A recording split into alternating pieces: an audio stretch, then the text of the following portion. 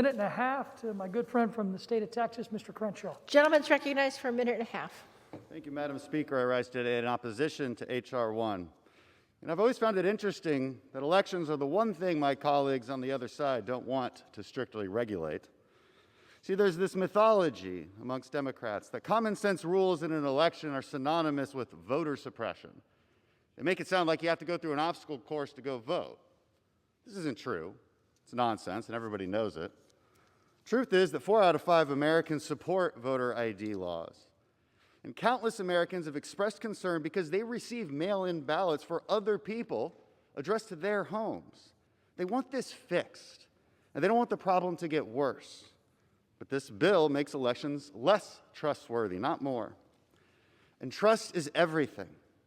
When people can see the faults in the process, whether it's ballots at the wrong house or careless verification processes, they believe people are cheating. You can't just dismiss that. We have to fix it. But instead, this bill makes permanent the problematic election practices that cause distrust. For example, ballot harvesting, which creates serious chain of custody issues. Universal mail-in voting without safeguards, which creates the kind of chaos where your ballot ends up in somebody else's hands.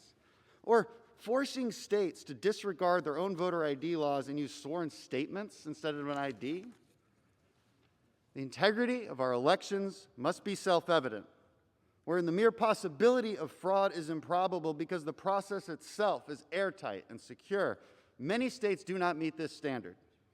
We should be working together to make elections more secure, not less. And if that is indeed our mutual goal, and I pray that it is, I implore my colleagues to work with us. I yield back.